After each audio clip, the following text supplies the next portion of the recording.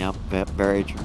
Well, let's take a look at the picks and bans here. Of course, before every matchup, players will go through and they will do a pick and ban of both the map pool as well as the champions that they'll be playing. And here we finally get to see what these two players have cooked up. And anyone, thoughts on what we're seeing here? Anything that might stick out to you? Slash made it through but didn't get picked, which is a little bit unusual, but probably doesn't just fit either one of these play styles. There's nothing massively out of the ordinary in terms of the matchups. I think we're seeing a Death Knight on Veil, which is a little bit unusual, but it is probably the strongest map for that champion to be picked. Whereas Athena is actually a little bit weak on that match. If it gets to the final map, I'm actually maybe leaning a bit towards St0n. The only other real big difference is probably Anarchy versus Ranger, but Ranger can definitely keep up with the pace of Anarchy in that particular map on Blood Covenant. Hard to say really, because with these map picks I've got on paper as well with Spart1e, as long as Blood Covenant, Ruins and Veil's not there, St0n should be okay, or at least get one of them banned, but neither of them are banned at all. The only thing I can say for St0n that he's very good at Awoken, at least that's map number 2, to give him a little bit of stride if anything happens in map number 1, but I'm a little bit worried with his map picks for St0n. Yeah, and I mean, it being a best of 5 certainly gives you a little bit more room, you know, to work with, but certainly with everything on the line in these first 4 challenger matches, this is an incredible way to kind of kick off the Quake World Championships. We want to remind you just really quickly before we throw it off to our casters, there will be 2 streams of coverage. Of course, we'll be here covering everything right here on /Quake, but also /Quake 2 if there's another matchup that you just got to see. You know, just to keep in mind. Also want to let you know that if you are enjoying this weekend, you can also head over to alienwarearena.com/QuakeCon. Sign up for an exclusive QuakeCon bundle with the original Quake rocket launcher, Doomguy collectible, Vanity, and 500 platinum. And it is time to kick off our first matchup of the day. Let's shoot it over to our casters, Ketchup and Flea. Thank you very much, Wheat. Now, Flea, things are going to be starting off the day with a little bit classic, I think. Yeah, Blood Covenant, of course, a map that we've seen some variation of in quite a few different games in the Quake series, so both of these players undoubtedly very familiar with the upcoming map. Interesting picks as well, both clearly favoring a bit of mobility, of course a bit of a difference in kind of mobility we're seeing. Ranger, he's got that orb, the explosive sudden damage, and also the verticality by being able to traverse from all the way at the bottom to the map instantly to the top.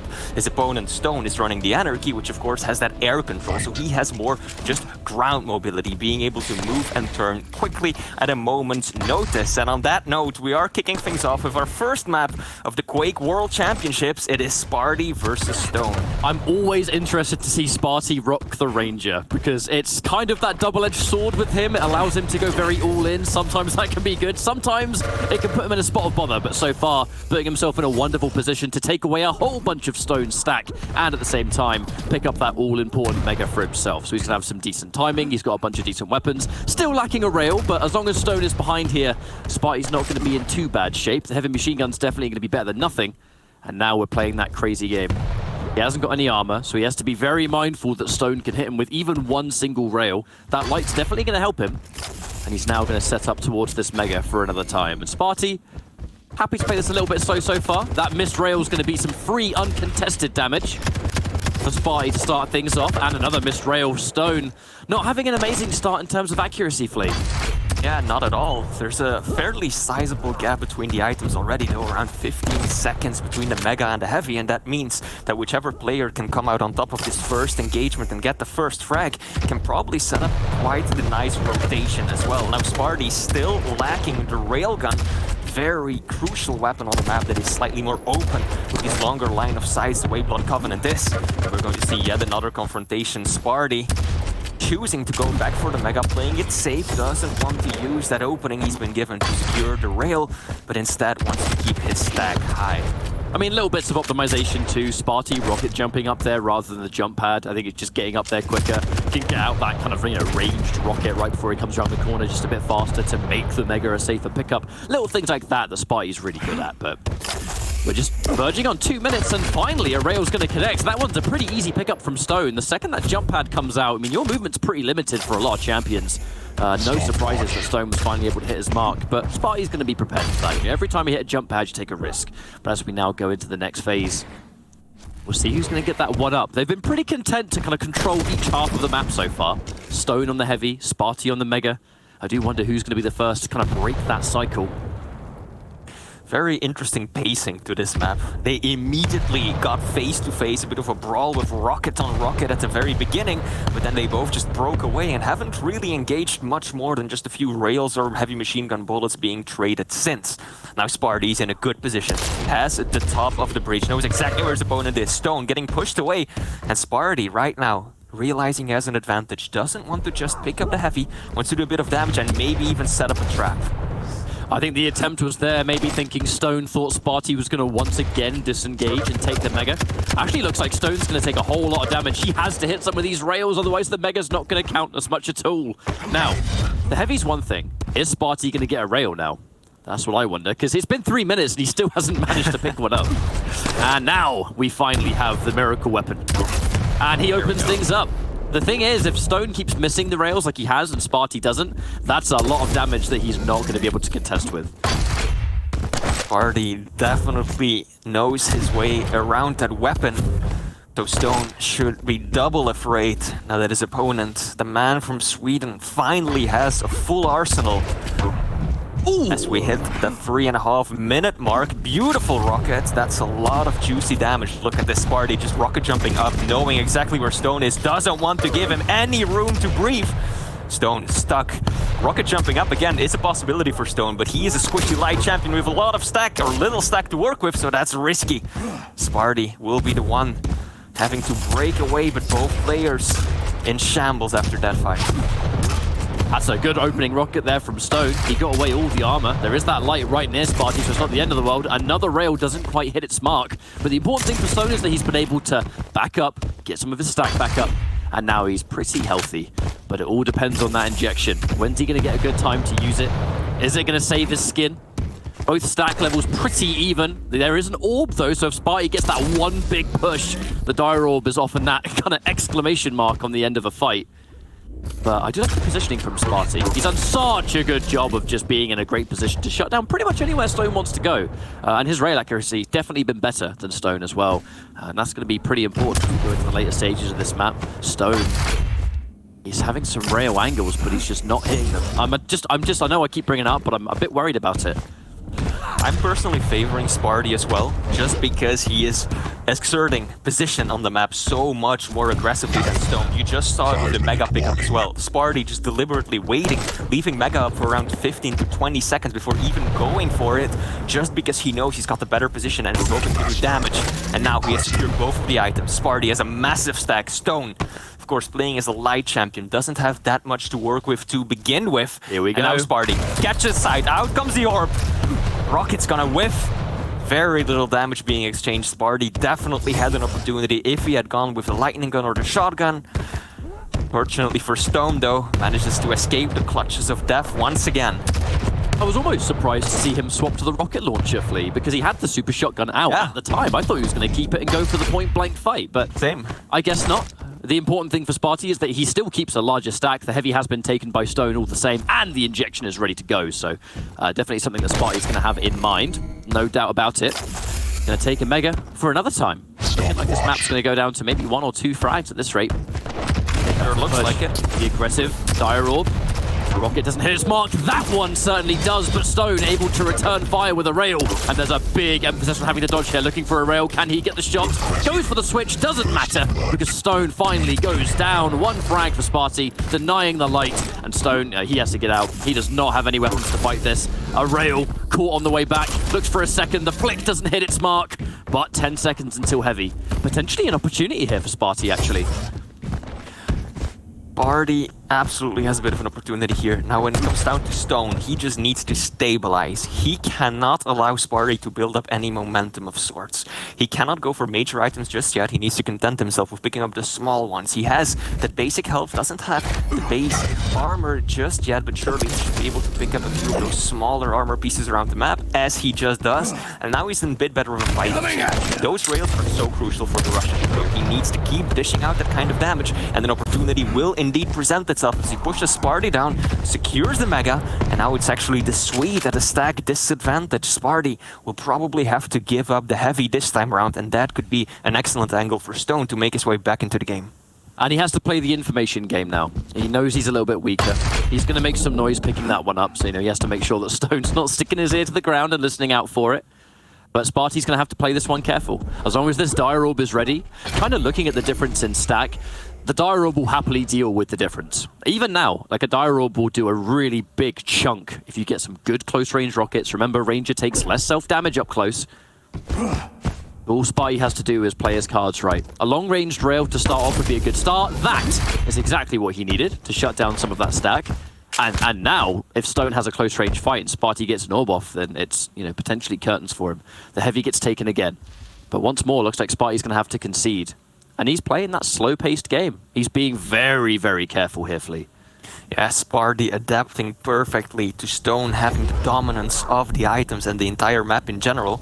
He's got a pretty good idea where his opponent is. Cheeky. Outside of the skateboard right there, the hoverboard for a moment. Spart1e, knowing that there's just a minute, 30 seconds left on the clock, doesn't want to put himself in any sort of a bad situation, has no reason to try and push these bad fights. That defensive damage, that is huge. That final rocket, now St0n has to push in. Actually gonna land a lot of damage. Spart1e, can he escape? Small armor is there waiting for him. St0n makes the clever decision not to pursue too aggressively. He knows that he's got a Mega waiting for him. If he dies one more time, it's over and done. So St0n, retreating wisely, knows that he still has enough time to mount that comeback, just doesn't want to give anything up just yet. A rocket jump comes through. St0n not checking the stairs. That's going to waste a really large chunk of time that he does not have left in this map. Spart1e, the second he decides to change gears, that one light armor manages to beat into the punch of the Dire Orb, gets a teleport, but can he run away? That's the question. A little bit of damage. St0n looks for the chase down, and he punishes it with the rail. It's going to be one frag each. St0n at the last minute manages to squeeze one out, but it's not over. Mega is up though, so that is going to help Spart1e a lot if he dares go up there. It is of course a risky position to find yourself in, and he goes up at just the worst possible time. St0n immediately landing a rail. Luckily for Spart1e, it happened before he picked up the Mega, so he did manage to salvage most of that health injection he got. Look at this, St0n, the railgun finally warmed up, it seems, starting to dish out some consistent damage on Spart1e, who now has to play passively. Spart1e knows he's in no position to contest just yet, still lacking some of those crucial weapons that he needs to mount a successful offensive. And St0n, he knows it's sudden death. Next frag decides it all. I like St0n's idea to push forward before the Mega. I guess it's kind of a double-edged effect where you get that delay automatically put in between the two items, and it gives St0n an opportunity to push out and get some damage before backing off towards Mega. So best of both worlds, really. And now his stack far superior. And that delay, thanks to pushing out, means that he hasn't got to wait around too long for a Heavy. And Spart1e does manage to get a rail. That's going to pretty much shut down all of the benefit the Heavy actually gave him. Now Spart1e's in big trouble. 2 rails back-to-back from St0n. And again, thanks to the delay, a Mega that's just about to spawn. The stack is worrying for Spart1e right now. St0n showing a lot of discipline, and I appreciate seeing that. A lot of these newer players, they are more inclined to go super aggressive whenever they smell blood, but St0n prioritizing the items right there, knowing that Spart1e isn't gonna go anywhere just yet if he continues playing his game. He manages to secure the Heavy as well. Now Spart1e, 0 armor to his name. St0n, he wants to take advantage of this. And it's not just the fact that St0n has this stack advantage, it's that he has injection too, which is even more stack than you can see in front of you. Yeah. And this is why it's scary, a very scary situation for Spart1e. If he has to go for a close range fight and his hand is forced, he has to play it perfectly. He can't miss a shot. Here we go. Rockets raining down from above. That's a good one. Can he combo this into something more? Spart1e will use the orb to get away. St0n heavy on the chase. The rocket jump comes out. The LG is murderous. Spart1e will drop down, pick up a bit of a health bubble, but he will fall in the end. And it is St0n winning the very first map. Well played to the Russian. Absolutely, and I've got to say, a bit surprising actually. You can actually see with the items there, I know it's starting to change a little bit thanks to the final moments, but the sheer difference in something like, you know, the heavies versus the megas and stuff like that was just a sign of which part of the maps the two players kind of favored for a lot of it. I know that once it started, you know, the momentum went into Stone's favor, and Spart1e started to play very slow, give up those items. That divide is going to be a little bit, you know, less extreme on the mega side, but the clutch until the very end, Flea. Yep. You know, Spart1e was playing it careful, he was playing it slow. There was a part of me that started to see him play really carefully when there was about 3 minutes left. There's always that part of your brain that thinks, is he being a little bit like too careful almost? Is he giving up a bit too much? Because then you play that risk of, if you're playing for the one frag, all you got to do is click your fingers for a fight to go wrong, and then it's even. And then that happens. Not saying it was a mistake by any means. You know, when he's playing careful and slow, he was able to dodge for a long time. It's just, you know, the risk factor of that did come through later on when St0n just equalized. Yeah, I think it was a combination of two things. On the one hand, Spart1e indeed going perhaps a bit too passive, like just sitting at the bottom of the stairs with 2 minutes left. That's pretty extreme. That's the kind of thing that you resort to with 20 seconds left on the clock, not necessarily 2 minutes. On the other hand, though, I think that there's a lot to be said in favor of St0n. He has proven himself to already be a very disciplined player, just picking his fights wisely, not chasing blindly whenever he has the upper hand. And also, you can't forget, this is St0n's first really major tournament. There's a lot of nerves, a lot of adrenaline, a lot of stress and pressure on this player right now. So for him to hold his own like that and maintain that composure going up against a veteran of the scene like Spart1e, I mean, that's a very impressive showing for his first map. And it's just the nature of stress and how, for a lot of these players in this position, the tournament, technically, I think for a lot of these players, it hasn't really begun for them. In these matches where you're fighting for your tournament life, and your pro league life, it's more than just, I'm going to see how well I do and then I've got practice. This is, you win or you're out. So there is that massive element of added pressure, which actually, to go on your point, is even more impressive from St0n that he was able to win that first map, because I think he's going to be feeling pretty good. Now, our next map is going to be Awoken, so we will see how that one's going to go, but pick-wise, very meta picks. Looks like there's the Galena and the Doom. Doom, so popular on Awoken thanks to that double jump, the ability to just really go wherever you want, when you want. It's unmatched. Although Doomslayer has had a bit of a nerf recently, where he's been given some damage noises. They've been taken straight out of Doom Eternal and put on him in Quake Champions. So now you do have more of a clear idea of when Doom's about to die, something that didn't really used to exist. Yeah, this definitely shows both sides of the same coin when it comes to Awoken being played. On the one hand, you have the Doomslayer, as you just described, a lot of mobility, but on the other, St0n is going for Galena, which is one of the strongest defensive champions in the entire pool. And this is a really good map to play around as well. Not only can you use those totems to essentially booby trap the exit of the teleporter that is so important in that central area of the map, but you can also hide them in some of sneaky places just around the corner and then just build up that extra heal, that overstack, the mega in your pocket, as we so often mentioned. So St0n definitely favoring a bit more of a reactive, passive, defensive playstyle this time around. It's going to be interesting to see how that stacks up against Spart1e, of course, going for a lot of mobility here. And we do sometimes see a lot of Galena players prioritize that heavy side of the map because you can control the rocket, the rail, the heavy itself. And if you have a whole bunch of totems locked and loaded and set up shop, you don't really have to push Mega as much as other champions because you've got a Mega in your pocket. But as we now go into our next map, Spart1e versus St0n, we'll see how this one's going to unfold. St0n just up one map at the last possible second. Checking things out from Spart1e's point of view first, he's going to get heavy side, which means that he's got a rail and a rocket. Good to go, and that's good news for Doomslayer. Also want to give props to St0n for already rocking that beautiful Quake on railgun. If you sign in and play, or just sign in into Quake Champions right now, you will get yourself a fancy skin for the rail as well. I've already got it, mate. I've got it.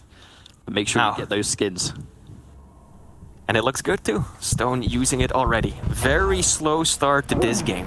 Well, Spart1e, actually, I'll point out, after this first fight, we still have a fight to get through, but St0n's able to disengage and heal Spart1e. A bit of unfortunate self-damage, and actually twice. The damage comes through St0n. No armor. Bit of a scary look. I was going to point out that Spart1e is actually rocking the QuakeCon heavy machine gun, which I didn't have time to get in 2018 because I was in Dallas. I didn't get it. Flea, I feel so sad. But anyway. I can tell. You're broken up about it. This is a good push from Spart1e though. St0n wary of going through the teleporter, but still putting himself in a bad position. That's a lot of tribal damage, Spart1e. Surely he will pounce on this. It's not going to let St0n get away, but kind of fumbling the weapon switches right there. Tribolt favored heavily on this map by quite a few players because there's a lot of these perfect distances where you can get the full effect of those 3 Tribolts exploding at the exact same time. St0n, though, pretty miraculous recovery. Having next to no health, lands an excellent rocket too, and now it's Spart1e who's in trouble. Just 30 points of health left. Can he get out? St0n will go for the chase, but not immediately so. Again, showing that discipline we were talking about. And there was no way Spart1e was going through that teleporter because it was too obvious, but St0n already had the angle set up. Now, one of the totems has been shut down, but you can see down here, wait, he pops the Berserk. I mean, he's going big. St0n's having some pretty unfortunate misses, but the danger of Berserk really stuck into that melee only. It is very much why Berserk is one of the absolute weakest abilities in Duel. It really serves the purpose of running away. Spart1e had just spawned, he popped the Berserk to make sure he was guaranteed to beat St0n to the Mega, but then you're stuck in melee for the entire duration. You can't cancel it. Yep. Now St0n managing to secure himself the heavy. Mega is up. I think he's just gonna race for it, denying all the resources. Hang on, it's actually Spart1e who just goes hyper aggressively, stealing away that major item. Beautiful use of the double jump right there, just barely catching a glimpse of his opponent. Is all it took to land the rail. Now St0n does manage to slip out of the room though. Spart1e using the Tribolt, not to great effect in that particular situation. Sustains you. This is a very interesting match so far. Both players very often at very low health, but just unable to finish it off. St0n though in the lead. Decent lead, 2 frags up. Narrowly misses that rail. That would have been a really tidy rail because it would have been a kill shot. After that second rail that he was able to land, putting Spart1e on the back foot. As you can see, 7 seconds away from the heavy spawning. The problem Spart1e's going to face here is that he is not healthy enough to challenge. If he jumps down there, he knows it's going to be a death sentence, so he's having to play it carefully. You can see, sitting down near heavy machine gun, going to once again play that information game, and he has to be careful. If St0n even looks at him with a super shotgun or a rocket, he's in bad shape. Spart1e able to disengage a little bit near Banana. An opening rocket, that's pretty good, but not going to matter as much thanks to the Mega that St0n's able to pick up almost straight away, and the fact that there is a totem ready to go. So if there is a close range fight, you know he's going to drop it down, get some of that extra boost. And as we cycle the items once more, that opening rail alone has made it a bit more tricky for Spart1e. But he's getting some good Tribolt, but unfortunately eating another rail. Here comes that totem to guarantee that St0n can tank at least one rail, taking the heavy, and now he can push. A really good defensive rail from Spart1e, but it's not going to be enough just yet. Is that Berserk? Sounded like Berserk. It was. He used the Berserk to get away quickly out of that situation. Here we go once again, Spart1e just taking his opponent by surprise with these really aggressive pushes. It seems like St0n just gets a little comfortable with his position. Spart1e just out of absolutely nowhere rushes him and secures himself the frag. Now St0n's totem use, has been quite curious as well, hasn't used it once to try and go for the triple totem for that extra health boost, but just generally hangs on to them or places them in pretty open places, hoping that Spart1e's gonna run into him or that he can have them at a moment's notice ready to be picked up mid-fight. So not really going for the long game, but more prioritizing just having the totems around the map ready when he needs that little pop-up of health. St0n's playing. He's kept the rotation of the items the entire time, which I think has been really important. The opening rocket! Who's going to match it? St0n is going to get taken out by a rocket from Spart1e just in time for the heavy as well, and now he's back up to a healthy stack. The light in the middle is going to be nice to quickly double jump. That's the benefit of Doomslayer, being able to get there quicker than most champions. Importantly, without having to do any self-damage. No nail jumps, no rocket jumps. Pure passive. Good decision from Spart1e there as well. He knew that he could probably go for the railgun fight. He had the better stack, but also knowing that that could go south really quick. If St0n just lands 2 rails, he's done for. So instead he loops back around for the Mega, which is the secure option. Now again, taking a fight, taking a big rocket to the face as well. Neither player looking all that healthy for the time being. Spart1e will give up positioning on the Mega. This should be going towards the Russian player St0n. After dropping the last frag, maneuvering himself back into control. Oh no, that's gotta hurt. Yeah, Spart1e now back to the drawing board. Stack deleted, nothing to work with, has to be so careful. He does want to make his presence known all the same, though, knowing he had the opportunity to get that little rail. Just to maybe shut down some of the heavy reward. Not that it really worked out, but it's more the idea. You know, Spart1e doesn't like to... If he really has to let you take it, he will, but if there's any chance he can get some damage, you know he's going to look for it. But St0n commanding around this map, and in 10 seconds at least, another totem's going to become ready to deploy. And with the stack that's already there, that is a scary fight for Spart1e, all things considered. And there's the extra factor, because you're not able to use a lot of Berserks as the Slayer, because they're not as useful as a lot of abilities. That's a lot of uncontested hourglasses for St0n. So he's going to get those totems ready more often than not. Sneaky plays from Spart1e right there, not even picking up the small armor next to him because he knows that the sound will alert his opponent of his position. Once he's just, I think at this point he's just trying not to step on any twigs. You know what I mean? This is a horror movie moment if I've ever seen. And once more, kind of like Blood Covenant actually, where he was able to sit near rail and play that careful game and kind of sneak into there and take away heavy. Pretty much done the same thing on Awoken just now. I mean, St0n just jumped over him, so he had no clue that Spart1e was there, and because of that, St0n was very much under the impression that Spart1e was over at LG side, so he thought he had plenty of time to move back around for the heavy as well. But Spart1e was just right behind him and just snuck on by through the bounce pad and picked up the item before St0n could do anything about it. So Spart1e, that's a very clever play. I think a lot of players would be too skittish to just wait it out and would have pulled that trigger, gone for the sneaky shot as soon as they could. But Spart1e sticking to his guns. 2 minutes left though, so this could end up ending real quick if either player gets the lead. St0n! Oh, just in time! Just in time, Flea! Yeah, he was waiting, counting on the Mega to spawn just in time for him to get that extra 100 health to continue the fight. But he died a fraction of a second before, and now he gets caught, bounced into the corner, and this is exactly what I was talking about. If things go south in this last 2 minutes, they turn out bad. Quake, and off the map he goes, takes a swim. That, surely, Flea, that, unless there's a complete miracle here for St0n in a short space of time, surely this has to be a map for Spart1e now, because St0n, he's only just been able to pick up a rocket, which is why St0n's not going to fight there. He knows the rocket alone is not going to be able to win this fight. He has a rail now as well, but has to hit every single shot. The heavy's about to spawn, but another wonderful rocket for St0n. Gonna get hit by that one. 99, Spart1e may as well have hit. He just may as well have hit 2 100s. Like 1 damage, who cares about that? I mean, no, not again. St0n making the same mistake twice there. With Spart1e having the high ground, raining down the rockets from above, you can't go for heavy in those situations. It's so risky. He tried it the first time. Spart1e absolutely manhandled him, shut that down real quick, and then he went for it right again, and Spart1e did the exact same thing. Murderous rockets pining down from above. And that is pretty much going to spell GG for St0n unless he makes a miracle happen in these last few seconds. Yeah, at this point, there's a lot of work to do and no time to get it done. Spart1e, the whole sequence there really did stem off that one moment he was able to sneak by, pick up the heavy, and then stabilize. Yep. He was no longer on the back foot at that point. He was able to be a little bit more confident with his positions. Yes, St0n gets a rail here, but unless he can get 3 frags in 15 seconds, which I think is mathematically impossible because he's just going to delay his spawn. Here's the Berserk to run away, and just like that, no chance at all of any comeback to be made. St0n gets another frag for bonus points. However, the map is going to go into the favor of Spart1e, and a very important map to win. We're now going to stabilize and be 1-1. I've got to say, it takes a lot of skill to be able to bring yourself back into the map without firing a single shot. And that's what Spart1e did with about 4 minutes left on the clock.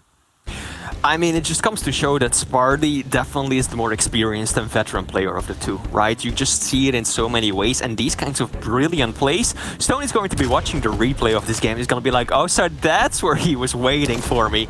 And Spart1e, yeah, without firing a single shot, just solely through perfect positioning, manages to maneuver himself back in the driver's seat and coming out on top in the end. But still though, it's beautiful when it pays off, but it could have gone wrong so easily too.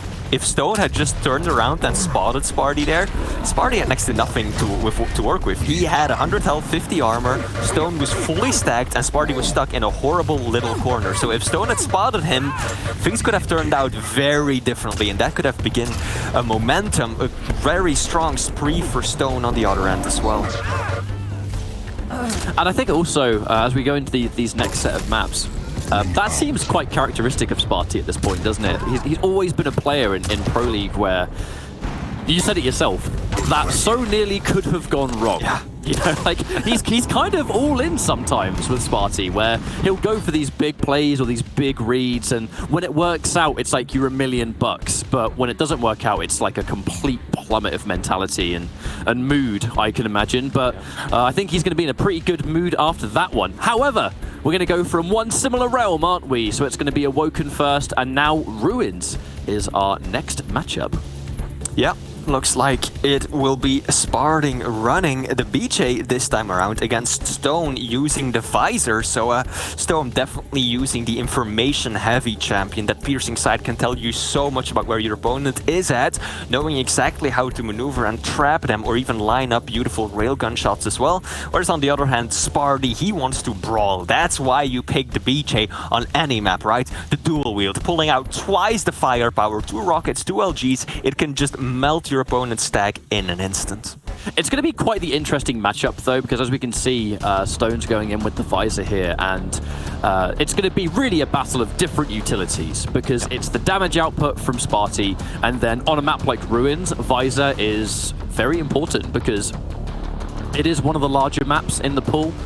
There's a lot of ways you can potentially go. It's a super rail-heavy map. There's just so much range there that hitting good rails is pretty much mandatory in Pro League. And Visor can simply be an extension of that. But it's not just for the rail. It's to be able to set up and get that extra information and do like an LG trap or something similar. But the flip side of that is, if St0n uses the piercing sight to set up a trap, there is going to be the dual wield to kind of fight fire with fire, you know, make up that initial damage that you might take by the time you've gone, oh crap, he's on me, let me get out my weapons. So I'm very curious to see how this one goes. Yeah, very different playstyles indeed. Generally speaking, I would probably favor the visor on this particular map, because as you mentioned earlier, very rail-heavy map, a lot of these open areas, and we all know that the dual wield tends to work best with either LG, rockets, or shotgun. Very difficult to use with the rail because it throws off your timing of these shots that you've perfected through years of playing this game. It throws it off tremendously. So I would generally favor the information that you get out of the piercing sight, but if Spart1e can get himself in good positions for good fights that favor that skill set, then this could go either way. It definitely feels like players' accuracy just goes down when they dual wield a rail. Yeah. It's been that way for 3 years. As long as BJ's been in the game, that's just been the case. But speaking of starts, not a terrible one for Spart1e. He's got rail, he's got... I mean, actually, he has, without the rocket that he's just about to collect, Spart1e already has all the weapons that he needs to be able to play Ruins. And now with that opening rail, certainly a really good shot for him to set things up, and now he's in a position to get this Mega as well. But it looks like he has the heavy in mind. Does he wait for it? Oh, good shot. I love that play because now he can get back up there and take the Mega while shutting down the usefulness of the heavy. Good play there from Spart1e to start things off. St0n still going aggressively. Doesn't land his shot though. And now Spart1e. Pretty good rotation in his favor. Heavy will be first when it's a lot more difficult to get up to Mega from Heavy than it is the other way around. So St0n is going to be questionable if he will engage. He's getting caught out in a really bad spot though. Spart1e lands a perfect rail, will push, knowing that if he just stays around or goes for Heavy, his opponent will be able to steal Mega, but Spart1e doesn't even give him that. No resources, no breathing room, just St0n dropping down that. Out comes the dual wield, the first one of the map. St0n done for. Nowhere to run, nowhere to hide. Spart1e, extremely strong start. And Spart1e knows he can push there. St0n has just respawned. He has a starting machine gun. Why do I have to fear that when I've got 2 rocket launchers? Let's go. Let's just finish the job. So now he's going to disengage. Doesn't want to waste too much time though. So he's only going to get 1 light. There is going to be that small light up here near Mega. Being in a position for the items is far more important. And I got to say, this entire map, Spart1e's had some really good callouts on where St0n's going to be. Every time St0n has been forced to retreat, Spart1e's always there to kind of head him off. And he's getting some good callouts here. Very much so. Perfect positional plays as well. Now St0n does secure a Mega. Spart1e keeping control of the center of the map. He spots the piercing sight. You can see it on the visor that visor has in front of his face, living up to the name. Good defensive rail, but a little slow on the switch to different weapons, and it will be St0n getting the frag. Perfect rail from Spart1e, but of course, it is troublesome when you end up in those kinds of situations. It's really unfortunate, actually. Spart1e, when he was caught swapping weapons, all he needed was one extra shot, and I think he would have been able to squeeze that shot out had he been a little bit quicker on the draw. But that does now mean that St0n is able to at least pick up one frag here.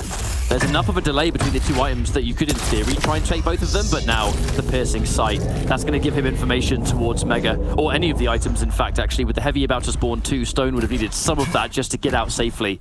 But as this heavy spawns, Spart1e is in the position, but he takes some damage. St0n shuts down the effectiveness of the heavy almost instantly, and with St0n able to take this Mega, he's in a great position, looking for a rail. Both players missed. St0n actually has to get some ammo, and he knows it. And there we go, 10 rails once again. You don't want to be burdened by the click, the infamous click heard around the world when you run out of ammo.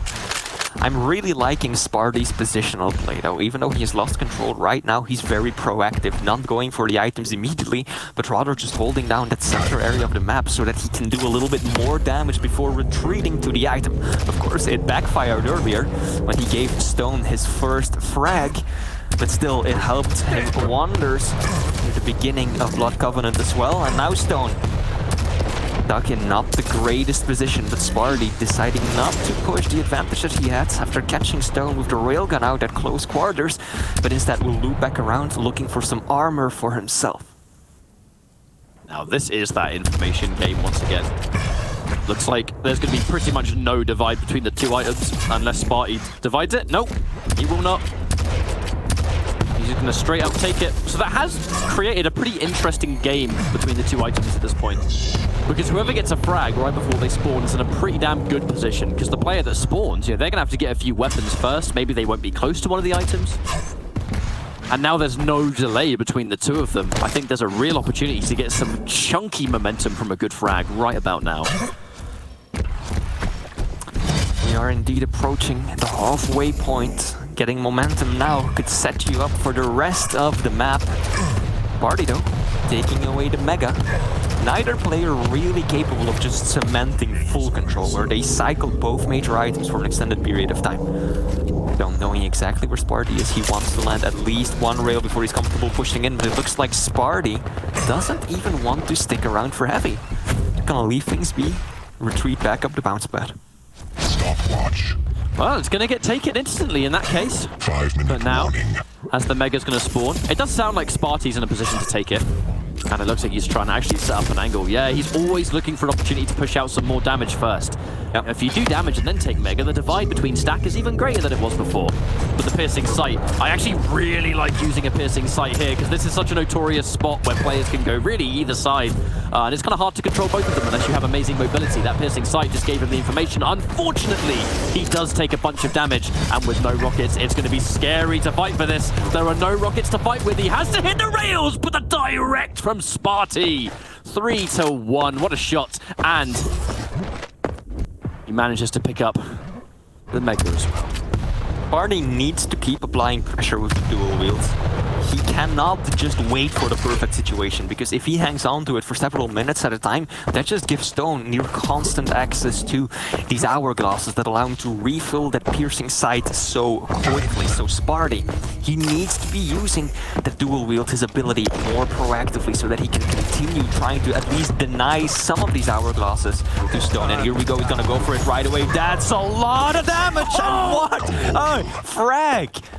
Ketchup, were those three directs into a rail? Did I see that right? I think it was 2 directs, and the third hit like 98. Yeah. So it may as well have been. But now, hang on a minute, St0n. We're talking about that amazing frag, and it was, but the rocket threw him off, and he's going to push in for damage. Spart1e, how have you been able to survive this exchange and make St0n weak? Ridiculous stuff. Very much true. Spart1e does manage to sneak away and steal the Mega. And now all the pressure is on St0n. Around 3 minutes left to work with, for just as many frags to make up as well. Spart1e, I hope he continues this proactive playstyle and doesn't just go to a full passive and defensive playstyle too early. We saw what that could lead to on the very first map of the series, Blood Covenant. Spart1e, no doubt aware of that, fresh in his memory still, so he cannot fall for the same mistake. And it looks like he won't. Still cycling the items. Still applying pressure and dealing damage. He's really been able to nullify the effectiveness of Piercing Sight as well. A lot of the time he gets used, he is close enough to hear it activated, so he knows that he's being seen. It's just, he's always in position to damage you first, regardless of the situation. His rockets have been absolutely phenomenal. This is a scary situation. Stone uses it to push. The rail misses its marks as he goes through the teleporter. A bit of a risk to take, and he's not going to take it. Stone knows that if he gets a frag now, he still has time to make this comeback. But if he goes down, it's a lot of work in a short space of time on a large map. More rockets. These rockets from Spart1e have been ridiculously all map long.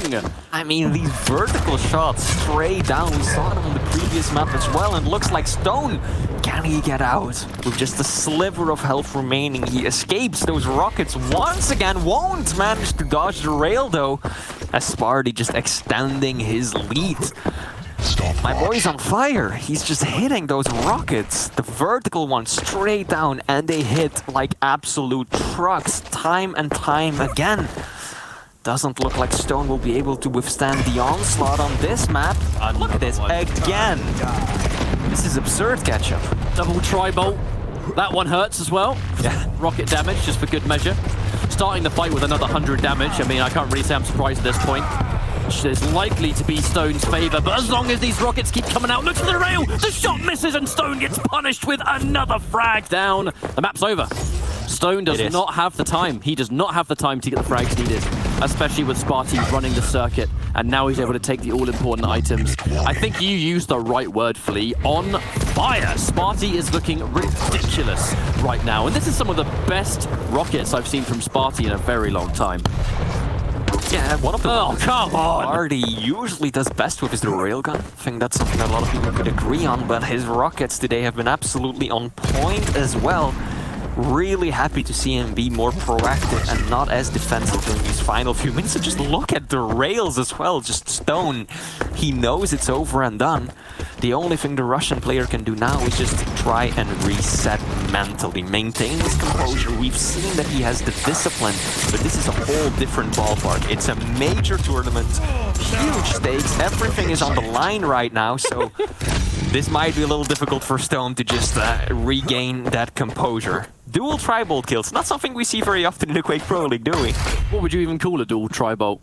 I'm sure there'd be some kind of name for it, wouldn't there? But either way, that's going to be Ruins of Sarnath, 10-1, and Spart1e just refusing to miss by the end of that map. His damage was absolutely phenomenal, just short of 1,500 more, and they're being both medium champions. That's pretty damn impressive.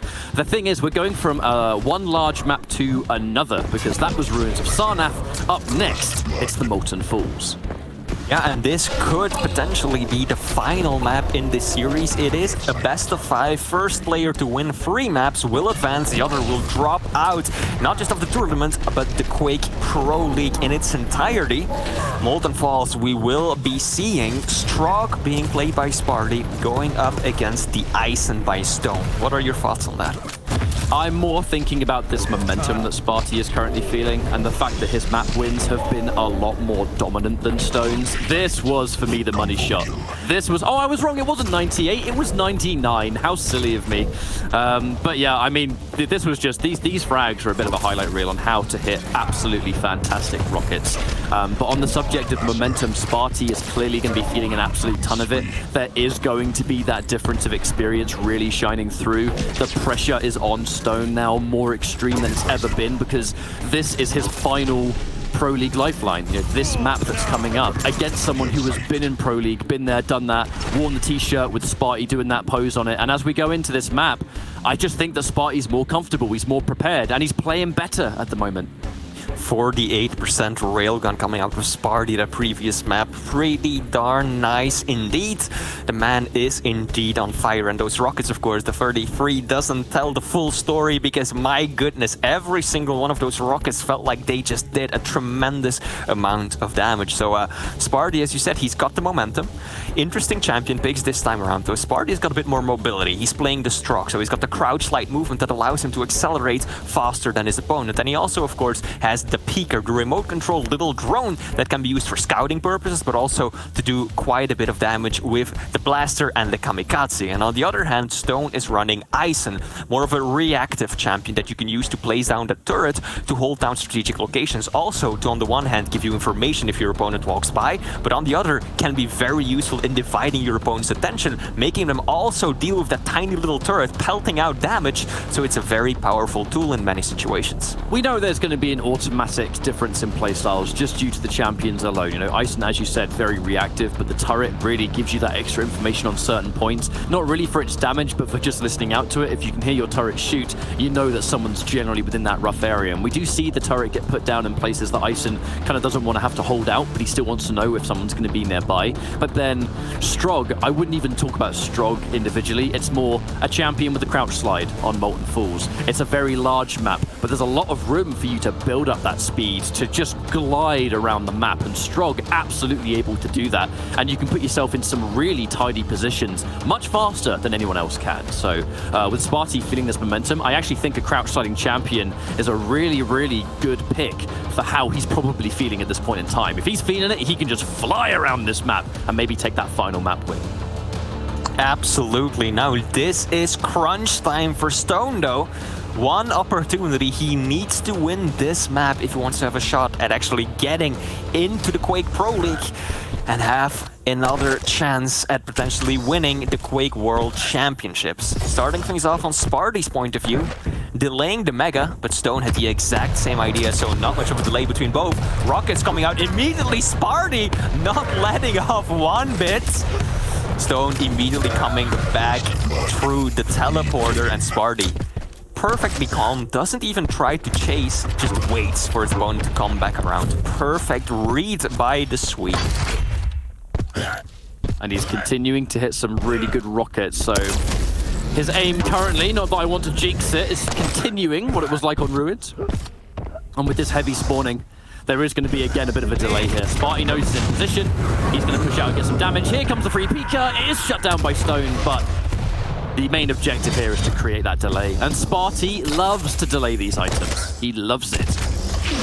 Really strong start, already one frag up, barely a minute into this map. And as you mentioned yourself, around 15 seconds of a delay, Spart1e will be able to pick up Mega. Small armor as well is going to deny that to St0n for later. And he should get the first and better positioning on Heavy as well. St0n stuck in a bad place of town. Peeker will get taken down though, bit of a saving grace right there. The rockets even upwards manage to deal a tremendous amount of damage.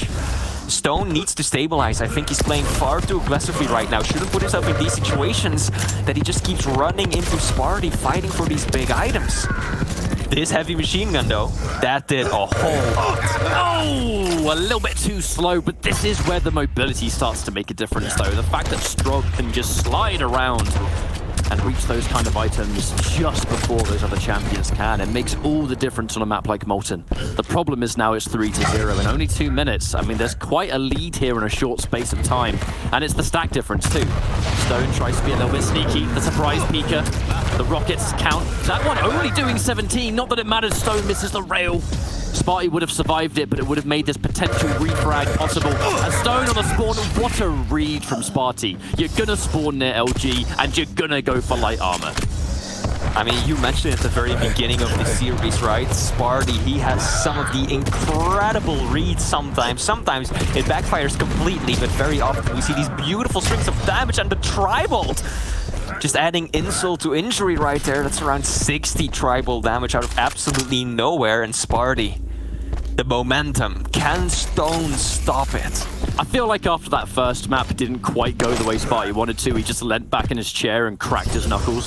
So now here we have gone into every other map that's happening where he's just more on it, more agile, more accurate than before. He's no longer playing this slow, reserved game. He's going all in, keeping the control in his favor. Hitting just way more damage than St0n has been able to land. Even in this map, it seems very much like Spart1e is again significantly out-damaging St0n. I haven't even seen the stats, and I'm pretty sure it's like that. Spart1e's flying. Just absolutely has a lot of momentum behind him. The shots, they are landing, they are doing a tremendous amount of damage. And he found his groove. He's just sliding around the map, playing his own game. St0n sometimes manages to deny a major item and steal one, as he's about to do with the heavy. But just about every single time that happens, Spart1e is just ready to slap right back and just take away that additional stack to continue his dominance, at least when it comes to the scoreline. And we are talking about information again. St0n knows there's that 2 versus 1. He should be able to push in here in some capacity, and he is going to do just that.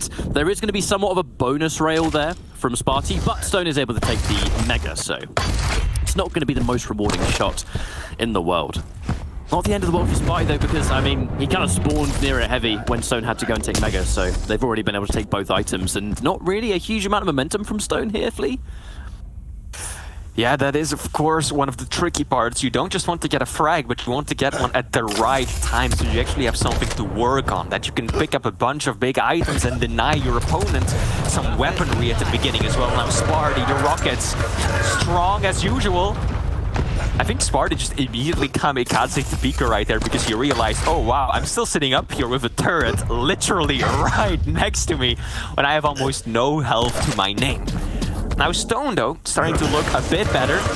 Swooping in silently like an owl right there. Spart1e had no clue he was there until the last possible moment. St0n, he needs to hit these rails. Cannot miss that one, and he won't.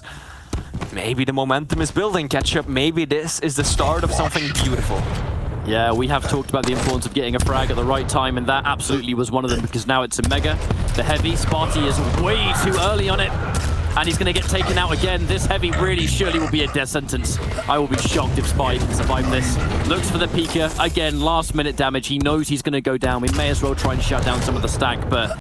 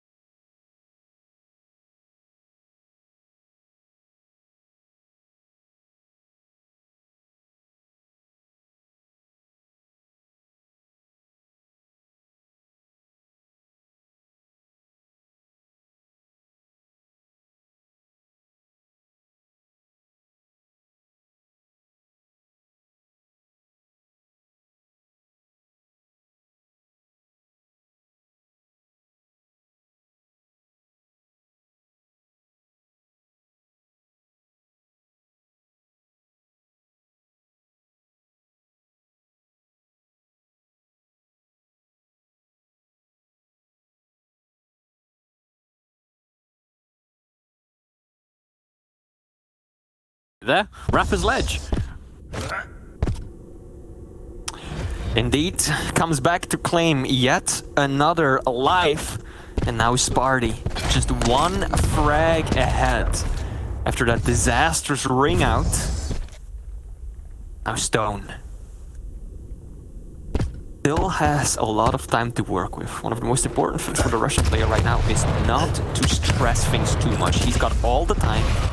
Got a perfect rotation, he's got the stack. The last thing he wants to do right now is be too aggressive, get caught in a bad engagement, and have Spart1e just turn everything around like that. To St0n, he needs to remain disciplined. He has the time, the opportunity will show itself, but he has to play a near perfect game. Now, this stack is a really good way of being able to do that. Spart1e looks like he's being careful again, trying to set himself up. He is playing that ranged game. Ooh. Those rockets always make you sweat a little bit. So easy to get ring out on those two parts of this map. There's no cover. Stopwatch. Stone was able to pull off the clutch on Blood Covenant, our very first map, where Spart1e was in control for just short of about 8 minutes or so. Is that a ring out? Oh, he was so close to it. Barely. So close. Barely. He does survive. Oh, the LG being used. He steals the Mega away at the last minute, and there's a bunch of means to get some stack back up. Still needs to be careful here, though. And with that rail, he has to run away. The question is, can Spart1e really make this count? These are going to be some precarious final seconds for St0n. All he has is 40 health. And Spart1e is just gonna find him. The suicide comes on through. I was just about to describe what St0n needed to do to mount a comeback, but Spart1e didn't give him the opportunity at all. Once again, St0n trailing, chasing for that final frag. Put in so much effort to make the last one happen, and now he has to do it all again with barely 50 seconds to do it in. Yeah, I mean, that fight was either going to be suicide for St0n or just Spart1e getting the frag. You know, either way, there was going to be that divide between the two. And now it's 45 seconds, and Spart1e looking like he's the one that's aggressing. These defensive rockets haven't really been able to hit too much. And now Spart1e's playing that defensive game. You know, he's hitting those defensive angles. Another shot doesn't hit its mark. So much pressure. 30 seconds on the clock. St0n has to hit as many rails as he can. But in these stressful conditions, I imagine it's not going to be the easiest of tasks. But that one does connect. Spart1e. Can he chase next to nothing to work with. There we go. Small armor. The thing is, Flea, this is where the mobility makes a difference. 10 seconds. One has a crouch slide and one doesn't. I'm going to favor the crouch slider all day, every day in this situation. 5 seconds left. Spart1e just has to survive. Looks like St0n is not going to be able to chase him in time. And that is all she wrote for our first series of the World Championships.